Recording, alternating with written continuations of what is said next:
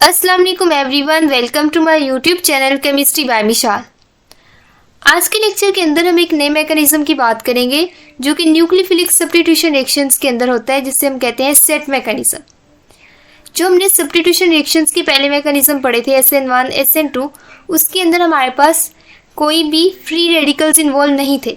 लेकिन जो set mechanism है, जिसे हम क्या कहते हैं सिंगल इलेक्ट्रॉन ट्रांसफर मैकेनिज्म, इसके अंदर हमारे पास क्या होता है कि फ्री रेडिकल्स इन्वॉल्व होते हैं, या फिर रेडिकल आइंस, जिसके अंदर रेडिकल केटाइंस या रेडिकल एनाइंस की बात की जाती है। ठीक है, रेडिकल एनाइंस और फ्री रेडिकल्स इन्वॉल्व होते हैं इन set mechanism. Set mechanism means single electron transfer mechanism. अब इसका किस तरह पता चला? कुछ ऐसे सब्स्टिट्यूशन रिएक्शंस ऑब्जर्व किए गए SN1 और SN2 में, जिसके मैकेनिज्म के अंदर इलेक्ट्रॉन स्पिन रेजोनेंस के थ्रू ये प्रूव किया गया कि यहाँ पे कोई ना कोई डिफरेंट चीज़ है। इसके अंदर हमारे पास फ्री जो रेडिकल्स है वो इन्वॉल्व है, केटाइंस और एनाइंस नहीं है। तो वहाँ से पता चला कि हमारे पास सेट मैकेनिज्म भी एग्जिस्ट करते हैं। Set mechanism electron spin resonance के थ्रू प्रूव किया गया। अगर हम इसके मैकेनिज्म की बात करें तो SN2 के ऐसे रिएक्शंस जिनके अंदर सिंगल इलेक्ट्रॉन ट्रांसफर होता है, उसका जो मैकेनिज्म है यहाँ पे शो किया हुआ है। फर्स्ट स्टेप में हमारे पास क्या होता है कि ये जो अल्काइल हैलाइड है, जब किसी भी न्यूक्लियोफाइल Y के साथ रिएक्ट करता है, एज ए रिजल्ट हमारे पास रेडिकल एनाइन की प्रोडक्शन होती है। जब हम सिंपल SN2 रिएक्शन की बात करते हैं, उसके अंदर क्या होता है कि ये आपका अल्काइल हैलाइड है, ठीक है, सबस्ट्रेट है, और ये है आपका न्यूक्लियोफाइल जिसे मैंने Y शो किया हुआ है, नेगेटिवली चार्ज है। ये क्या करता है कि ऑपोजिट साइड से अटैक करता है, एज ए रिजल्ट आपका X लीव करके चला जाता है, और आपके पास डायरेक्ट क्या बन जाता है,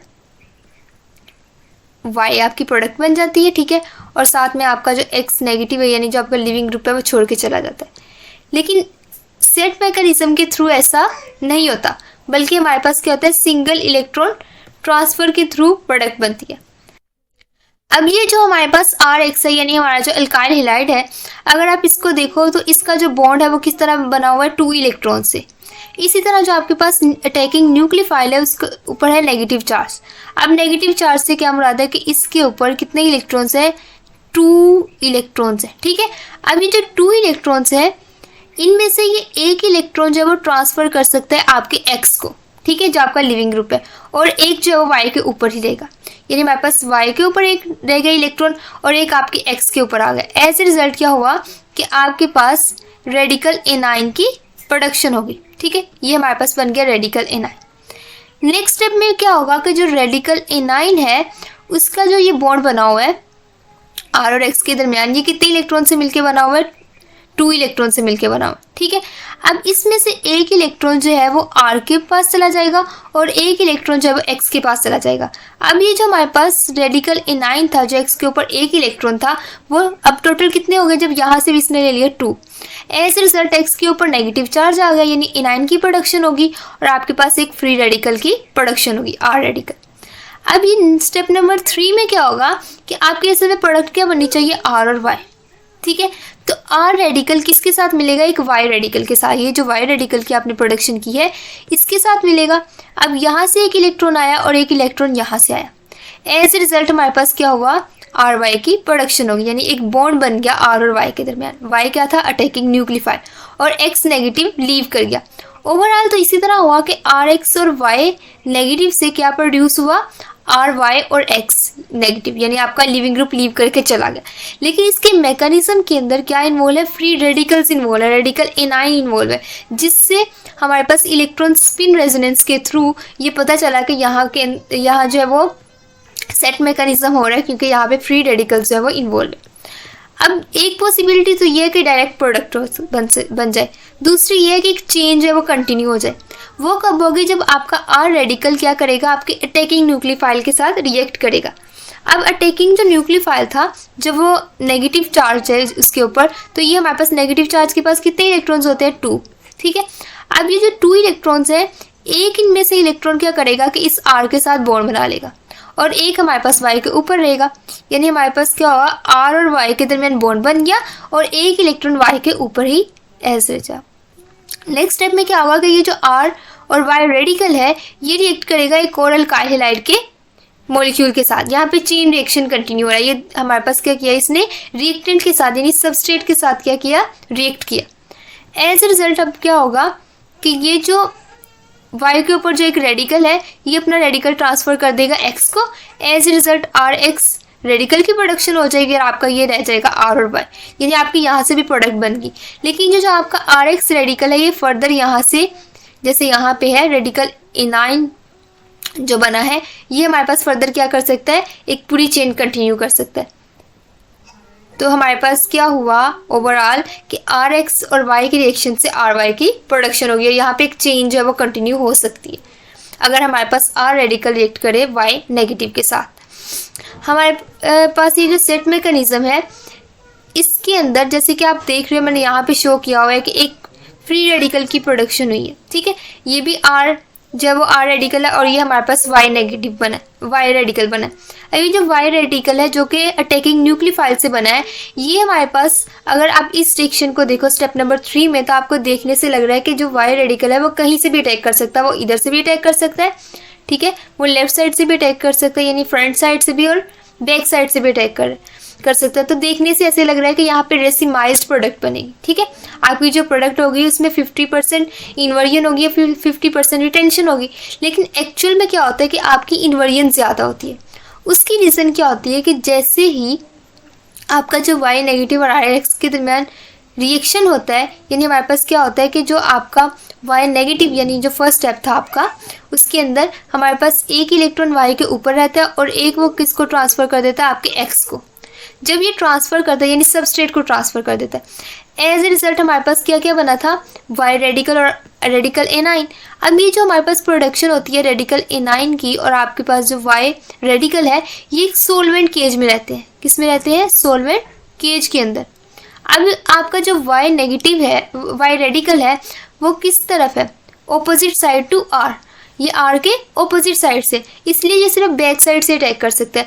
लेकिन फ्रंट साइड पे आपका लिविंग ग्रुप है, इसलिए हमारे पास जो प्रोडक्ट है वो क्या होती है, इन्वर्टेड प्रोडक्ट होती है, ठीक है। कुछ केसेस के अंदर हमारे पास डेसिमलाइजेशन के भी चांसेस होते हैं, लेकिन वो बहुत ज़्यादा रेयर चांसेस होते हैं जब हमारे पास फ्री रेडिकल की प्रोडक्शन रहे, ठीक है, और हमारे पास वो फ्री रहे। लेकिन यहाँ पे क्या होता है कि ये सोलवेंट केज के अंदर आपका फ्री रेडिकल रहता है। एज ए रिजल्ट सिर्फ क्या होता है कि इन्वर्टेड प्रोडक्ट की पॉसिबिलिटी होती है। एज ए रिजल्ट आपका वाई आर बन गया और एक्स नेगेटिव बन गया, जो कि आपका क्या है, लिविंग ग्रुप। अब हमारे पास जो सेट मैकेनिज्म है ये मैंने आपको बताया था SN2 के केस में।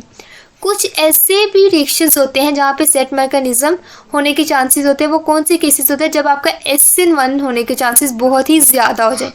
जब आपके किसी भी रिएक्टेंट्स के अंदर, दो रिएक्टेंट्स के अंदर जिसमें अटैकिंग न्यूक्लियोफाइल होगा और एक सबस्ट्रेट होगा, उसके अंदर एक ऐसा इन्वायरमेंट डेवलप हो जाए कि वहाँ SN1 होने के चांसेस बहुत ज़्यादा हो जाए, तो उस केस में हमारे पास क्या होता है कि आपका सेट मैकेनिज्म फॉलो होता है।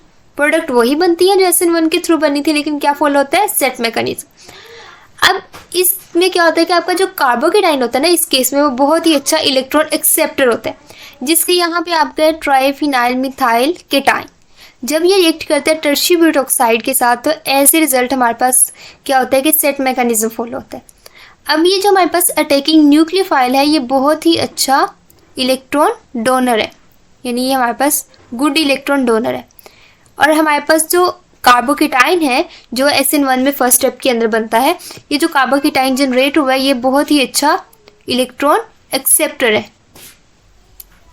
एज ए रिजल्ट क्या हुआ कि आपका जो गुड इलेक्ट्रॉन डोनर है ये अपना सिंगल इलेक्ट्रॉन ट्रांसफर करेगा टुवर्ड्स इलेक्ट्रॉन एक्सेप्टर।